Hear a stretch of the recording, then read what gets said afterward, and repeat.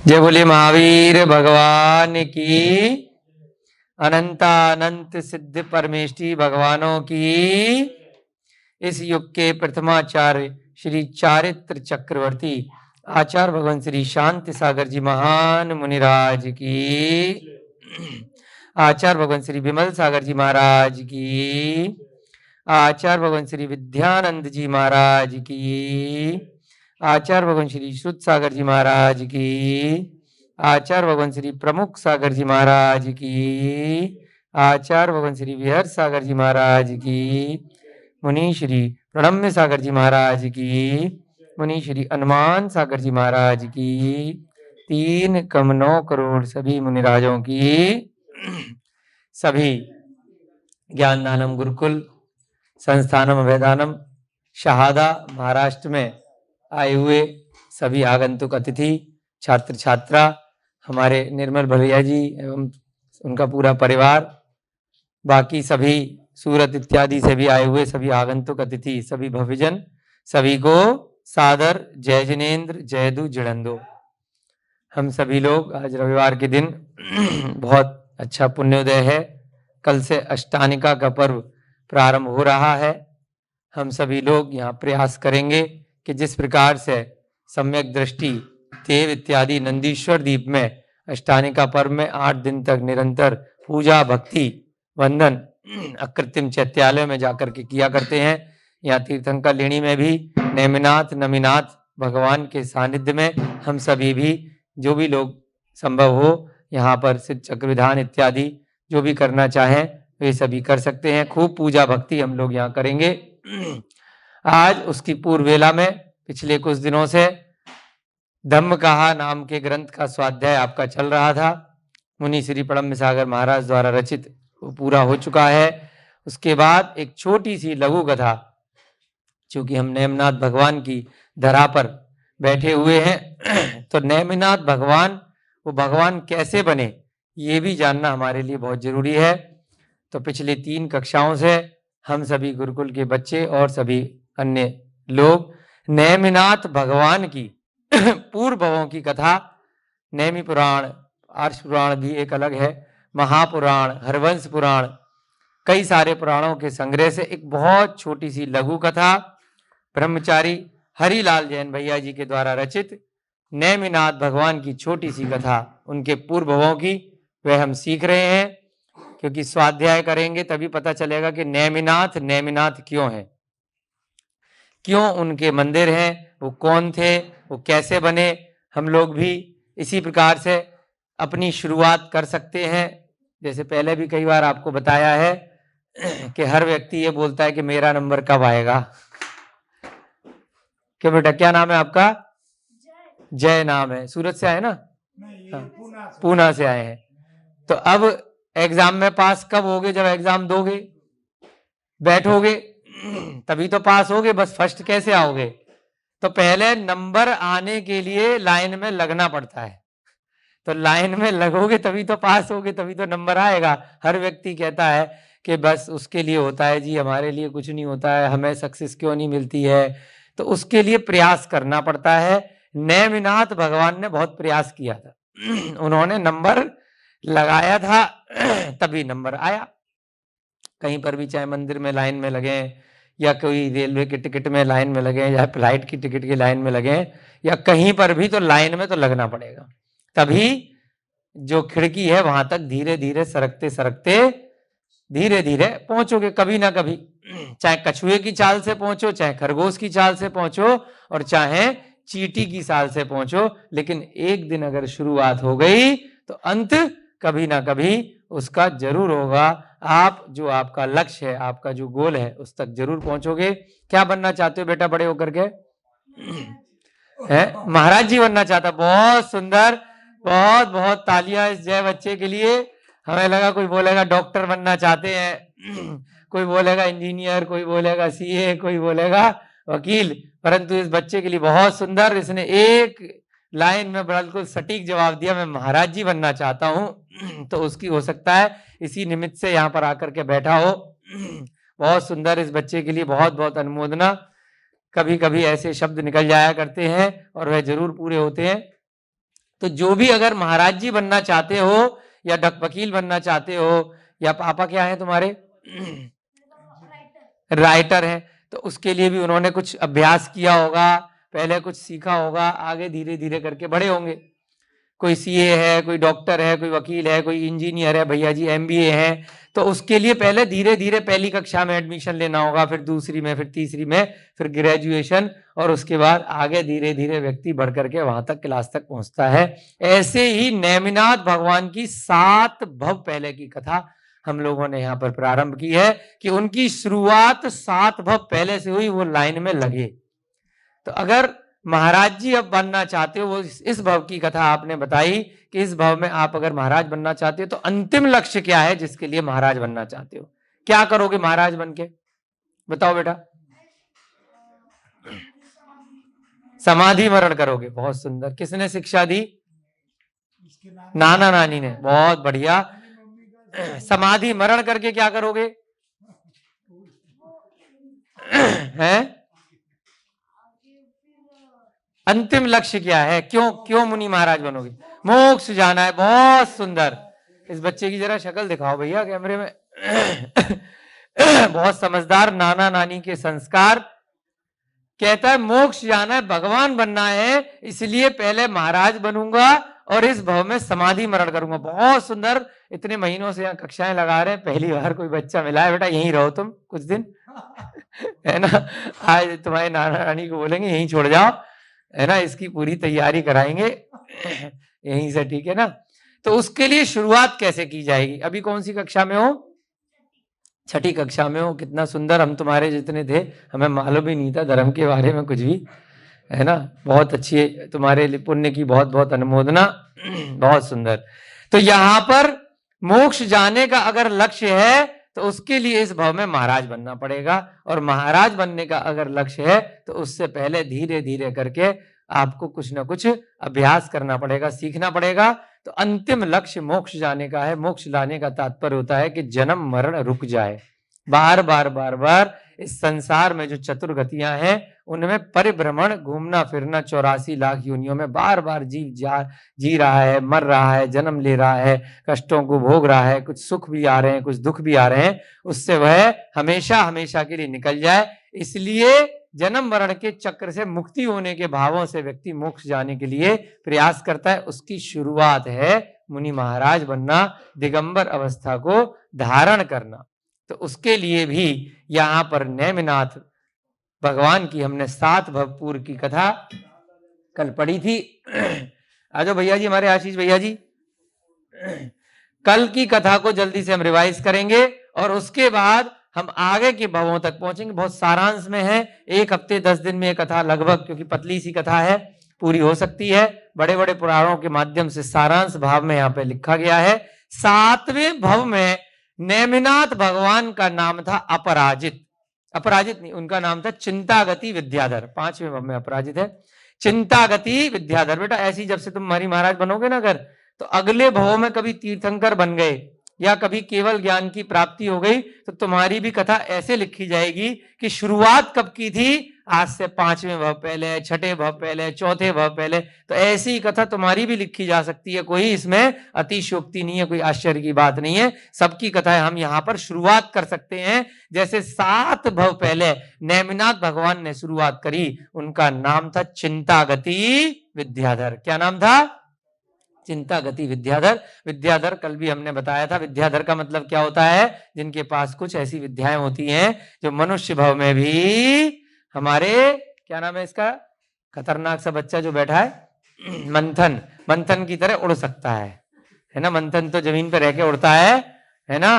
विद्याधर हवा में उड़ते हैं, ठीक है। तो उन्हें क्या बोलते हैं? विद्याधर मनुष्य। मनुष्य गति के ही जीव होते हैं, परंतु उनको विद्याएं होती हैं। जैसे हनुमान जी का नाम सुना है, हनुमान जी हवा में उड़ते थे, रावण जी भी हवा में उड़ते थे। ऐसे बहुत सारे विद्याधर के जीव होते हैं जिनको विद्याएं होती हैं। वो मनुष्य गति में भी आकाशगामी विद्या रहती है, तो हवा में उड़ते हैं। तो ऐसे ही चिंतागति विद्याधर थे। उनके 2 छोटे भाई थे, उनका नाम था मनोगति और चपल गति। एक लड़की रहती थी उन्हीं के नगर में, उसका नाम था प्रीतिमती। क्या नाम था? प्रीतिमती राजकुमारी थी, राजा की पुत्री थी, बड़ी योग्य, बड़ी सुंदर, हमारी चर्या जैसी सुंदर है ना, ऐसी सुंदर थी, बड़ी सुंदर और रूपवान। उसने कंपटीशन रखा कि मैं शादी उससे करूंगी जो सुमेरु पर्वत की 3 परिक्रमा देखे और ऊपर से माला गिराई जाएगी और माला नीचे गिरनी नहीं चाहिए, जमीन को टच करने से पहले उस माला को जो लपक लेगा उसके गले में वो माला मैं डाल दूंगी, उससे मैं शादी कर लूंगी। ऐसे ऐसे कंपटीशन रखते थे पहले।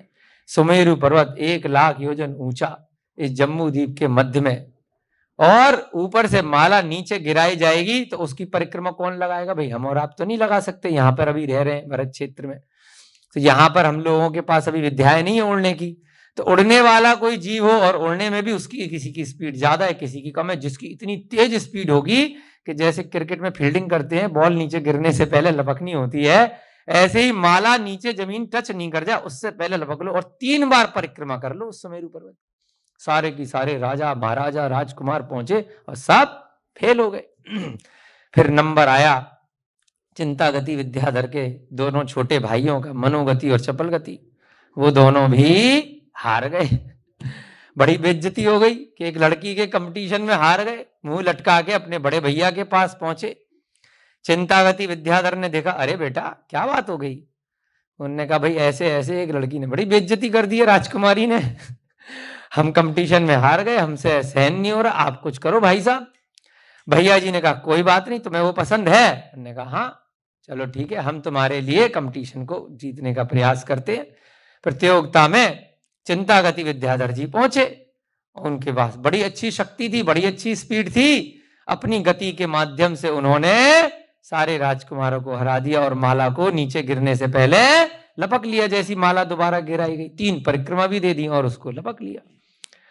अब प्रीतिमती ने कहा भाई आओ हम आपसे शादी करेंगे, जो हमारा कंपटीशन था उसके हिसाब से।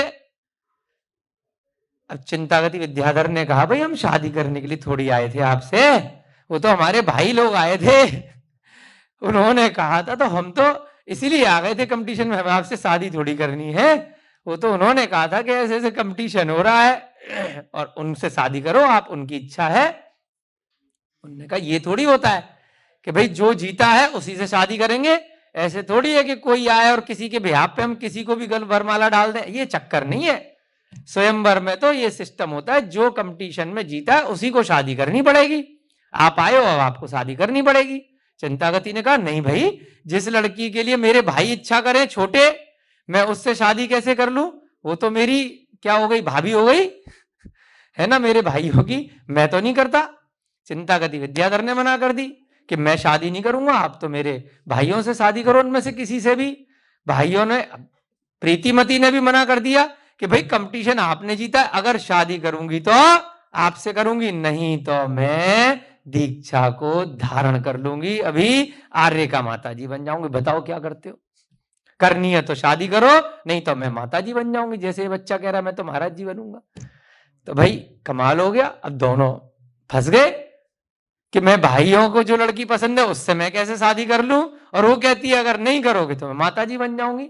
अब भाई ठीक है बन जाओ, कोई दिक्कत नहीं है। तो प्रीतिमती ने क्या किया, आर्य का माता जी बन गई। उसने किसी और से शादी नहीं करी, साफ साफ कह दिया आपके अलावा सारे की सारे लोग मेरे भाई के समान हैं, पर पुरुष हो गए। ऐसा ऐसा रहता था उस समय कि भाई अभी तो कुछ हुआ भी नहीं है, राजकुमारी कितना वैभव, किसी से भी कर ले, स्वयंवर में दोबारा कंपटीशन कर ले, कोई और जीत जाएगा। नहीं, जो मुंह से निकल गया, जो कंपटीशन था तो था, स्वयंवर की रीति है, वो वहां पर आर्य का माता जी बन गई। और इधर जब उसका वैराग्य देखा चिंतागति विद्याधर ने, उसके अरे भैया इतने सारे राजकुमार तुझसे शादी करने के लिए पूरे संसार के पागल हुए जा रहे हैं और तू दीक्षा लेकर के बैठ गई। सबको वैराग्य हो गया, न जाने कितने राजकुमारों ने उसको देख करके इस संसार में कुछ नहीं रखा, असली उपक्रम तो मोक्ष जाने का है, कभी दुख कभी सुख, ये सब संसार की रीति है, चलता रहेगा। उसको देख करके तीनों की तीनों भाइयों ने, चिंतागति ने भी दीक्षा ले ली, मनोगति ने भी ले ली और चपलगति ने भी ले ली, और साथ में सैकड़ों राजकुमारों ने भी, उस नगर के बहुत सारे लोग, कोई आर्य का बन गई, कोई महाराज बन गए। ऐसे ऐसे प्रसंग आया करते हैं। तो ये भव था उनका 7वां भव, उल्टी गिनती चल रही है ना, 7वां भव उन चिंतागति विद्याधर का। और यहाँ पर जो भैया जी हैं जिन्होंने इसका सारांश बनाया, हरिलाल भैया जी ने, तो उन्होंने लिखा है प्रीतिमती का ज्यादा प्रसंग इस 7वें भव के बाद ज्यादा महापुराण, हरवंश पुराण, नेमि पुराण इत्यादि में कहीं पे भी ज्यादा नहीं मिलता है कि प्रीतिमती का क्या हुआ। वो दीक्षा लेकर के आगे कहां गई, परंतु यहां पर आगे वर्णन प्राप्त होता है कि उन तीनों भाइयों ने समाधि मरण किया मुनि महाराज बनके, और आगे चलकर चौथे स्वर्ग में देव बने। डायरेक्ट अभी मोक्ष नहीं हुआ उनको, विद्याधर थे, अभी मोक्ष का उपक्रम नहीं कर पाए, तो कहां पहुंच गए, सम्यक दृष्टि उन्होंने जीव के रूप में समाधि मरण किया, निर्ग्रंथ मुद्रा को धारण किया, दिगंबर मुनि महाराज बने और शुरुआत कर दी, लाइन में लग गए। जब तक लाइन में लगोगे नहीं तो नंबर नहीं आएगा, तो लाइन में लग गए, नंबर कभी ना कभी आएगा। तो कहां पहुंच गए अगले भव में, पहला स्वर्ग होता है स्वधर्म, दूसरा ईशान, तीसरा सनत कुमार और चौथा महेंद्र। महेंद्र स्वर्ग में जाकर के तीनों की तीनों भाई देव बन गए। तो ये जो तीनों भाई देव बने, ये कौन सा भव हो गया, 7वां भव हो गया चिंतागति, और भव चेंज हो गया, अगले भव में आत्मा पहुंच गई स्वर्ग में, तो कौन सा भव हो गया, 6ठा भव। उल्टी गिनती चल रही है। अब देवों में बहुत सारी सागरों की उनकी आयु रहा करती है, जैसे कल अष्टानिका है तो नंदीश्वर दीप जाते रहते होंगे हर बार, तो ऐसे ही वहां उन्होंने अपना असंख्यात वर्षों का जो काल है, सागरों पर्यंत की जो आयु है, सागर की आयु अपने वर्षों से बहुत बड़ी होती है बेटा, है ना। अपन ज्यादा से ज्यादा कितने वर्ष जी सकते हैं, 70, 80, 90, 100 में थोड़ा सा और ज्यादा कोई 2, 4, 5 मिल जाएंगे, अभी वर्तमान में इससे ज्यादा नहीं मिलते। और अगर 1 करोड़ पूर्व की आयु, यानी कि एक पूर्व में, आपको पहले कई बार संख्या बताई है, एक पूर्व की संख्या में 84 लाख पूर्वांग होते हैं, तो एक पूर्व में अगर हम गिनती करेंगे 0 0 लिखेंगे तो 15 जीरो आ जाते हैं। तो ऐसे एक के बाद 15 जीरो लिखेंगे तो एक पूर्व की संख्या होती है। तो उस संख्या में जितने वर्ष हैं उतने को बोलते हैं हम एक पूर्व। और ऐसे आगे बढ़ते बढ़ते पूर्व के भी आगे आता है पल्य, और पल्य के आगे आता है जाके सागर। तो सागर में 10 करोड़ पल्य होते, बहुत ज्यादा। तो ऐसे एक सागर की आयु शुरू होती है स्वधर्म ईशान स्वर्ग में, फिर आगे बढ़ती जाती है 2 सागर इत्यादि, तो असंख्यात वर्ष होते हैं। इतने सागरों की आयु, असंख्यात वर्ष की आयु वहां पर स्वर्ग में देव भोगते हैं। और कहां तक बताया जाएगा, बस एक लाइन में खत्म कर दिया जाता है जब कोई कहानी आती है। क्योंकि प्रतिदिन वही कार्य है, मुनि महाराजों के दर्शन करने जाते हैं, अकृत्रिम चैत्यालयों के वंदन करने जाते हैं, तीर्थंकरों के समूह शरण में जाते हैं, और नंदीश्वर जैसे दीपों की वंदना करने के लिए जाते हैं। सागरों की आयु धर्म के साथ वह देव निकाल देते हैं। परंतु उसके बाद जैसे ही मनुष्य पर्याय में या किसी अन्य पर्याय में जन्म मिलता है, तो सारा की सारा पूर्व भव का ज्ञान, जो अवधि ज्ञान था, वह चला जाता है। जैसे अभी तुमसे पूछे पिछले भव का कुछ ध्यान है क्या, नहीं ध्यान है। कभी कभी कोई जाति स्मरण हो गया, कोई ऐसा निमित्त आ गया सामने, तो हल्का फुल्का याद आएगा कि इसको कभी देखा है, मैं यहाँ इस स्थान पर कभी आया हूं, या फिर अच्छे से जाति स्मरण हो गया तो बहुत सारी चीजें पिछले भव की याद आ जाती हैं। अरे वो बच्चा तो बता रहा है वो पिछले भव में क्या था, वहां पैदा हुआ था, अरे उसको तो सारी बातें पता है। तो उसको बोलते हैं कि पूर्व भव का ज्ञान हो गया। तो उसको जाति स्मरण अपने कहा जाता है। तो ऐसे ही बहुत कम होता है, परंतु यहां पर जब आप स्वर्ग में जन्म ले लिए या नरक में चले गए, तो आपको पिछले भवों का पूरा ध्यान रहेगा, वहां पर अवधि ज्ञान रहता है, पिछले भवों की पूरी जानकारी रहती है कि बेटा यहाँ क्यों आए हो, अच्छा काम किया था तो इसलिए आए हो। नरक में अवधि ज्ञान है कि क्यों आए हो, बुरा किया था तो इसलिए आए हो। तो ज्यादा कथा स्वर्ग की नहीं बताई जाती, भाई स्वर्ग में रहे, भोगों को भोया, उसके बाद फिर 5वें भव की कथा हमने कल यहाँ पे प्रारंभ कर दी थी। 6ठे के बाद क्या नंबर आएगा, 5वां, 5th भव। अब 5वें भव में कहां पहुंचे थे, ये जो गोला बनाया है, इस गोले का नाम क्या है, जम्बू द्वीप। क्या नाम है, जम्बू द्वीप। जम्बू द्वीप में ये जो नीचे वाला थोड़ा सा हिस्सा है, यहां है भरत क्षेत्र। इस भरत क्षेत्र के 6 खंड हैं, और नीचे बीच में हिस्सा है आर्यखंड। उस आर्यखंड में हम लोग यहाँ पर बैठे हैं और इस भरत क्षेत्र के ऊपर जाके यहाँ पर एक हिस्सा है पूर्व विधेय, क्या नाम है, और इधर वाला है पश्चिम विधेय।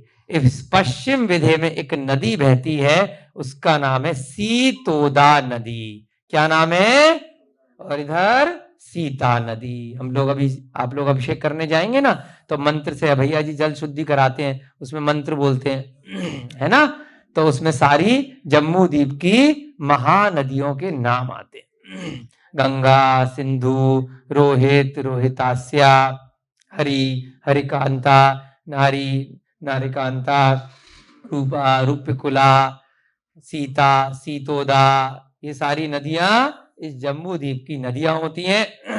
तो ये जो सीतोदा नदी है, इसके पास में ही एक नगर है जिसका नाम है सिद्धपुर नगर।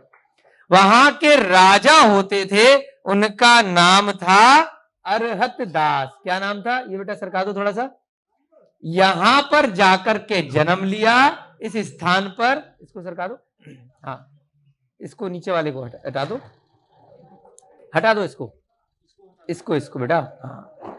वहां के राजा थे सीतोदा नदी के पास में, कौन से विधेय क्षेत्र में, पश्चिम विधेय क्षेत्र में। वहां के राजा थे सिद्धपुर नगर के अरहत दास। अरहत दास के यहाँ पर एक बच्चा पैदा होता है जो चौथे स्वर्ग में चिंतागति विद्याधर के बाद देव पर्याय में पहुंचा था, और उस बच्चे का नाम रखा जाता है अपराजित। किनका बेटा है, अरहत दास का बेटा है अपराजित। एक दिन उनके नगर में एक तीर्थंकर घूमते फिरते समोसरण लगाने आते हैं। उन तीर्थंकर का नाम है विमल वाहन। ये तीर्थंकर आप कहोगे हमने तो सुना नहीं। अभी बेटा जो तीर्थंकरों के नाम है ना, 24 तीर्थंकर, वो इस भरत क्षेत्र के अभी से पहले के 24 तीर्थंकर थे, परंतु विदेह क्षेत्र में हमेशा अलग अलग तीर्थंकर रहते हैं। तो उस समय एक तीर्थंकर हुआ करते थे, उनके स्थान पर अब वो मोक्ष चले गए होंगे, है ना, उस समय बहुत पुरानी घटना है। विमल वाहन नाम के तीर्थंकर के दर्शन किए, किसने किए, अरहत दास, जो उसके पिताजी थे अपराजित के।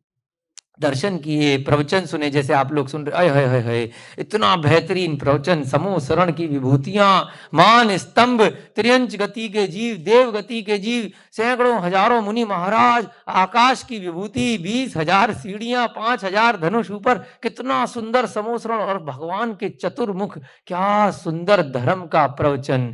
अरहत दास को वैराग्य हो गया कि भैया घर वापस नहीं जाना। अरहत दास ने वहीं पर मुनि दीक्षा धारण कर ली पिताजी ने। तो भैया बेटा जी भी क्यों पीछे हटेंगे। बेताजी ने क्या कहा कि ठीक है अभी राजकाट थोड़ा सा संभालना है, जिम्मेदारियां हैं। तो अपराजित ने श्रावक के व्रत ले लिए, अणुव्रतों को धारण कर लिया, बाहर का खाना पीना छोड़ दिया। इनको गुण व्रत भी बोलते हैं। 12 प्रकार के श्रावक के व्रत होते हैं, जिनको श्रद्धावान, विवेकवान और क्रियावान के रूप में श्रावक बोला जाता है। प्रतिमाधारी जीव भी बोलते हैं। अभी जैसे आप लोगों के साथ आए हैं ना बेटा, 2 प्रतिमाधारी हैं, हमें पता चला है ना, तो उनको क्या बोलते हैं। जैसे आपने बोला ना मुनि महाराज बनना चाह रहे, तो वो शुरुआत होती है कि घर में रह करके श्रावक बन जाते हैं, यानी कि बाहर का खाना पीना नहीं खाना। अपना टिफिन लेकर के आए ना वो, है ना, हाँ क्यों लेकर के आए हैं कि बाहर का खाना अशुद्ध होगा, मिलेगा नहीं मिलेगा। श्रावक बन गए तो अपना स्वास्थ्य भी अच्छा रहेगा, शुद्ध खाना भी खाएंगे। तो मुनि महाराज बनने की श्रेणी सीढ़ी थी। सीढ़ी क्या है, लाइन में कैसे लगेंगे, पहले श्रावक बनना पड़ेगा। डायरेक्ट मुनि महाराज बहुत कम लोग बन पाते हैं। धीरे धीरे पहले शुद्ध भोजन की आदत डालनी पड़ेगी, कुछ नियम संयम लेने पड़ेंगे, कुछ सीमाएं करनी पड़ेंगी, थोड़े से परिग्रह को कम करना पड़ेगा, लोभ लालच को कम करना पड़ेगा, 5 पापों से थोड़ा बचना पड़ेगा, 4 कषायों से बचना पड़ेगा। तो उसे क्या बोलते हैं, श्रावक बन गए। तो कौन बन गए श्रावक, कि यहाँ पर जो अरहत दास का पुत्र था अपराजित, वो श्रावक बन गया। उनके महाभाग्योदय से एक बार, ये तो आगे हमारा विमल वाहन तीर्थंकर बने, और ये यहाँ पर श्रावक के व्रत इन्होंने धारण कर लिए। आहा, एक भावी तीर्थंकर ने मोक्ष मार्ग में प्रवेश किया। अब यहां पर जो लाइन आई है ये बहुत महत्वपूर्ण है।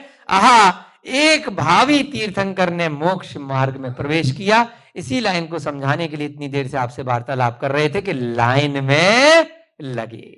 जब तक लाइन में खड़े नहीं हो रहे, बड़ी लंबी लाइन है, 1 किलोमीटर लंबी लाइन है, पता नहीं कब नंबर आएगा, शॉर्टकट मारूं, ये करूं वो करूं, भैया अभी तो वहीं खड़े हो जाओ।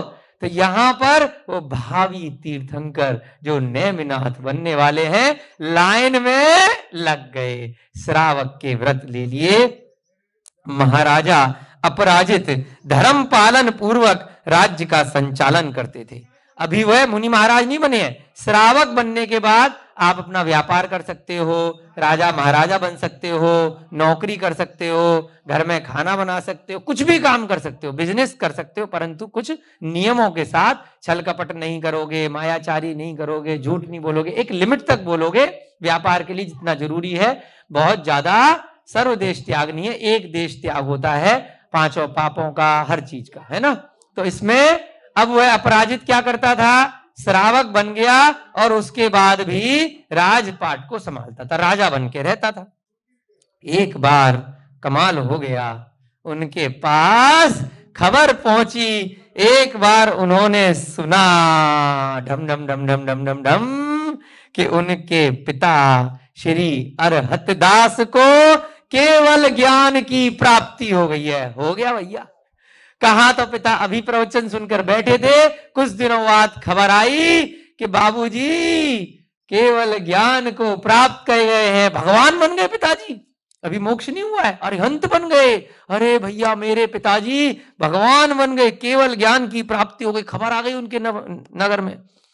उससे अत्यंत हर्षित होकर वे अपने पिताश्री अरहत केवली तथा विमल वाहन तीर्थंकर के दर्शनार्थ चले। मार्ग में जाते जाते, अरे भैया ऐसी कहानी ना पहले कभी सुनी, निर्मल भैया कभी सुनी नहीं होगी ये कहानी, है ना। गजब की कहानी है। जो अगली लाइन आने वाली है, रोंगटे खड़े हो जाएंगे आपके।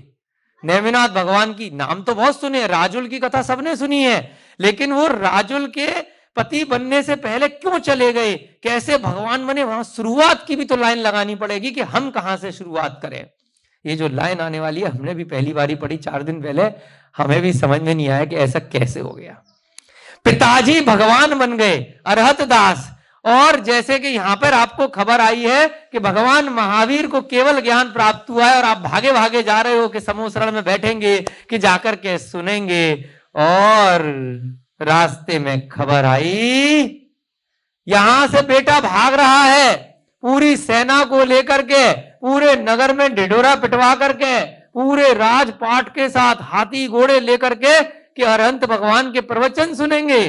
अपने पिताजी के केवल ज्ञान की प्राप्ति हो गई है, कितना योग्य हम उनके बेटे, कितना हमारे पिताजी भगवान बन गए। वो भागे भागे हजारों की सेना लेकर के जा रहे हैं, और रास्ते में किसी ने खबर दी कि विमल वाहन और उनके पिताजी दोनों को मोक्ष हो गया, दर्शन ही नहीं हो पाए। बताओ, मोक्ष हो गया यानी कि चले गए, अब खाली स्थान, समोसरण गायब। अभी तो भाई हम सबसे पहले रमोकार मंत्र में किसकी पूजा करते हैं, रमो अरिहंताड़म, क्योंकि हमें मोक्ष मार्ग बताएगा कौन, जो सामने बैठा है। तो भैया पहले उसके दर्शन के लिए जाएंगे, वही बताएगा। मोक्ष जाने के बाद सिद्धिशिला पे पहुंच गया जीव, वो वापस लौट कर नहीं आएगा। अब गम की एक तो मोक्ष चला गया। अब जैसे हम संभवनाथ भगवान का कल मोक्ष कल्याणक बनाएंगे, है ना, 2 दिन पहले हमने बनाया था कि और दूसरे भगवान का, इनका मल्लिनाथ भगवान का बनाया था। तो मोक्ष जाने के बाद हम कल्याणक तो मनाते हैं, लेकिन प्रवचन सुनने किसके जाते हैं। आप लोग भी मान लीजिए यहाँ पर कोई मुनि महाराज आए हैं, तो मुनि महाराज के पास ज्यादा भीड़ होती है। भगवान के मंदिर में तो बाद में भी दर्शन कराएंगे, मुनि महाराज के प्रवचन सुनेंगे, हम दर्शन करेंगे। विद्यासागर महाराज हैं, विद्यानंद महाराज जी थे, विशुद्ध सागर महाराज, अभी पथरिया में लाखों लोग पहुंचे कि मुनि महाराज आए हैं। इतने सारे मुनि महाराजों के प्रवचन सुनने को मिलेंगे, क्योंकि अभी अरिहंत भगवान नहीं है। और अगर साक्षात अरिहंत भगवान होंगे तो जीव की इच्छा क्या करेगी कि हम अरिहंत भगवान के प्रवचन सुनने के लिए जाएं, इस संसार सागर से निकलने की जो गूढ़ विधि है उसको, रहस्य को समझने के लिए जाएं। लेकिन इसका पुण्य कम रह गया, कि अरहंत भगवान के, विमल वाहन भगवान के और अपने पिताजी अरहत दास भगवान के दर्शन करने से पहले ही दोनों को मोक्ष हो गया। उनके मोक्ष गमन की बात सुनकर अब थोड़ा सा सस्पेंस है कि आप लोगों से पूछा जा रहा है कि अपराजित को खुशी मिलेगी कि दुख होगा? बताइए, मोक्ष कल्याणक मनाते हैं आप कितना बैंड बाजे के साथ में, तो आपको खुशी होती है कि दुख होता है? खुशी होती है। अब अपराजित की थोड़ा सा सोच के देख लो, अपराजित के स्थान पर आप हो कि हाँ खुशी मिलेगी कि दुख होगा? हाँ, मंथन के लिए तालियां बजाओ कि भाई मैं इतने बैंड बाजे के साथ में पहुंचा, कितने ताम झाम के साथ में पहुंचा, और ये मेरे को दर्शन तो दे देते, ये ऊपर चले गए।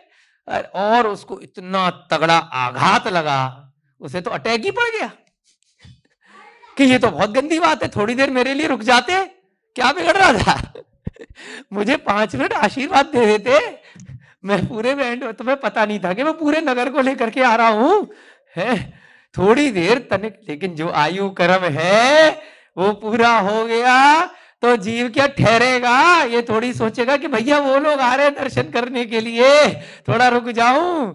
ऐसा कभी होता है कि आयु कर्म पूरा हो गया, न अरहत दास रुके और न विमल वाहन रुके, दोनों को मोक्ष हो गया। और यहां पर जैसे मंथन ने कहा, गजब की घटना है निर्मल भैया जी, निर्मल भैया जी 5 मिनट में खत्म करेंगे। गजब की घटना, दोबारा पता नहीं सुनने को मिला ना मिले। उसको ऐसा अटैक पड़ा, किसको? अपराजित को। उसने वहीं प्रतिज्ञा ले ली, ऐसी प्रतिज्ञा पहले कभी सुनी नहीं। उसने वहां पर प्रतिज्ञा ले ली कि जब तक मुझे उन भगवंतों के दर्शन नहीं होंगे मैं तब तक अन्न जल को ग्रहण नहीं करूंगा। अरे भैया, भला मोक्ष जाने के बाद कोई भगवान महावीर नीचे आएंगे क्या कि नेमिनाथ भगवान के अगर साक्षात यहाँ नहीं आए तो मैं अन्न जल को? ऐसी प्रतिज्ञा ले ली। किसने ले ली? उस नेमिनाथ भगवान के 5 भव पहले के जीव ने। क्या नाम था? अपराजित ने। ऐसी घटना पहले कभी न सुनी, न भूतो न भविष्यति, कि मोक्ष से लौट करके अगर आओगे तो मैं खाना खाऊंगा, नहीं तो मैं खाना न अन्न ग्रहण करूंगा न जल ग्रहण करूंगा। कहा तो श्रावक, और कैसी भयानक प्रतिज्ञा! अरे भगवान, अरे एक भावी तीर्थंकर को भूतकालीन तीर्थंकर के प्रत्यक्ष दर्शन की अभिलाषा जागृत हो गई। अब आप बोलो कि भूतकाल के पार्श्वनाथ भगवान साक्षात आएंगे तो मैं खाना खाऊंगा, नहीं तो नहीं खाऊंगा। आएंगे क्या? अब इस घटना में देखिएगा, आप सोच करके बताइएगा कि आएंगे कि नहीं आएंगे। ऐसी घटना कभी पहले ना सुनी, ना कभी सुन सकते हो। अब देखते हैं, पढ़ते हैं। कमाल की घटना है। नेमिनाथ भगवान के क्षेत्र में बैठे हैं और नेमिनाथ भगवान ने पहले क्या कांड किए हैं वो तो जाकर के पढ़े। कैसी जबरदस्त प्रतिज्ञा कि भाई ऊपर से आना पड़ेगा सिद्ध शिला से लौट करके, नहीं तो यहीं मर जाऊंगा, ना खाना खाऊंगा ना पानी पीऊंगा। ऐसी भयानक प्रतिज्ञा। परंतु मोक्ष में गए हुए परमात्मा कभी लौट करके आते हैं क्या? नहीं आते हैं। लेकिन हाँ, क्यों नहीं आएंगे? ऐसी घटना आप लिखी है भैया, हम गलत नहीं कह रहे हैं। हाँ, क्यों नहीं आएंगे? क्या उनके ज्ञान के बल से साधक जीव सिद्ध भगवान को अपने अंतर में नहीं उतारते? ऐसा ध्यान लगाएंगे तो उनके अंतर में आ जाएंगे कि भाई आ गए। तो इन धर्मात्मा भावी तीर्थंकर की भावना पूरी होगी कि नहीं होगी? भावी भविष्य के तीर्थंकर बनने वाले नेमिनाथ, तो उनकी भावना इतनी प्रबल कि मुझे इन दोनों के आज दर्शन चाहिए। मेरे आने से पहले चले कैसे गए, कैसे मोक्ष हो गया? मुझे तो समूह शरण में ही उनके प्रवचन सुनने हैं। अपराजित राजा अडिग होकर के उन भगवंतों के ध्यान में बैठ गए, निश्चल कि मुझे तो दर्शन करने हैं। वहीं पर ध्यान में बैठ गए अपराजित कि मुझे, मैं यहां से जाऊंगा ही नहीं जब तक दोनों लौट करके नहीं आएंगे मोक्ष से।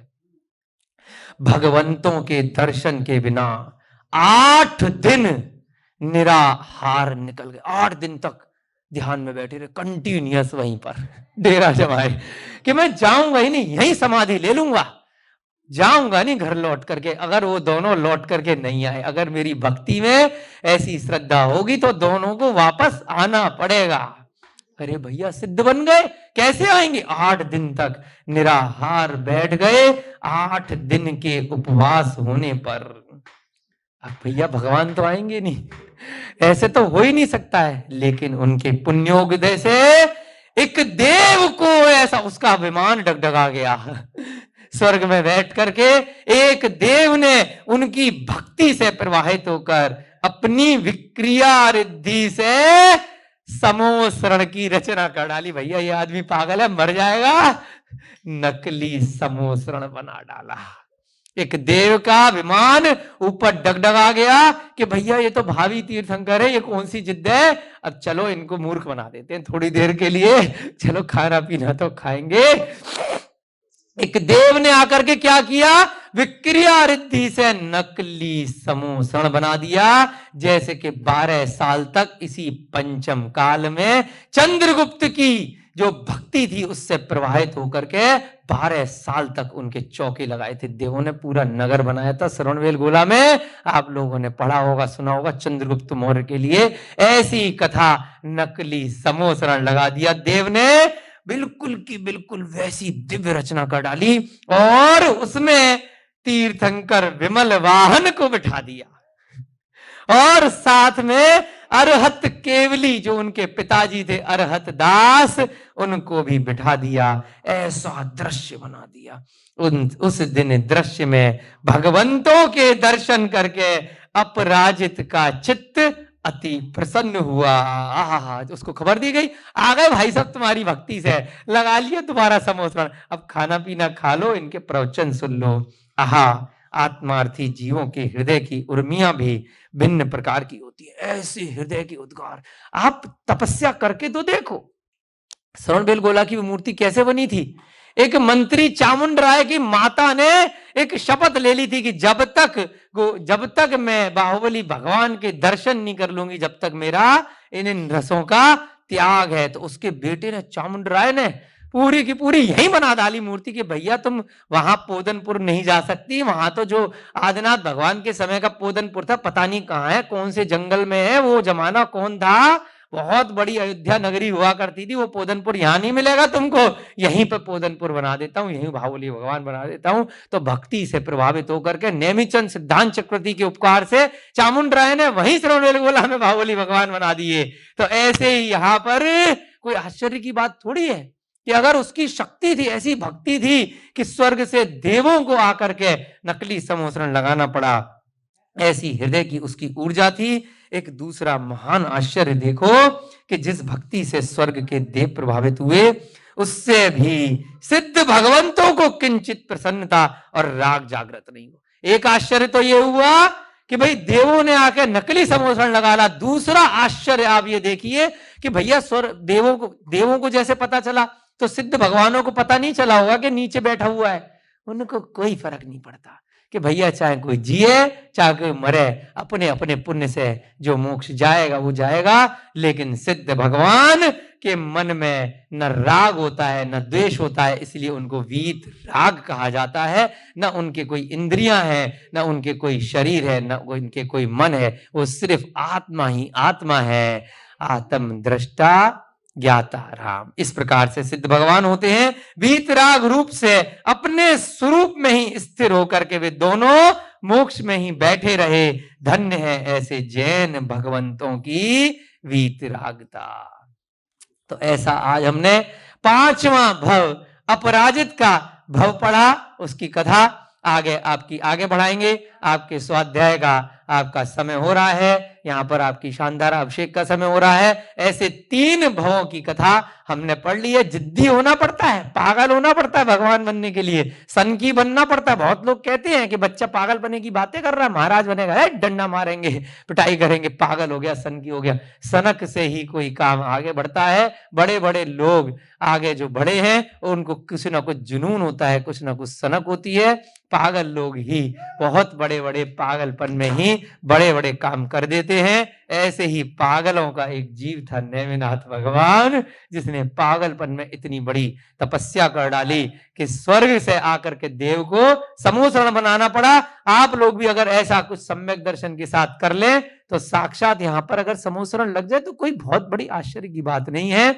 इसी प्रेरणा के साथ में आज का स्वाध्याय समाप्त करते हैं। जय बोलिए नेमिनाथ भगवान की, जय बोलिए नमीनाथ भगवान की, जय बोलिए तीर्थंकलेणी संस्थानम अभयदानम शहादा में विराजे सभी अरिहंत परमेष्ठी भगवानों की।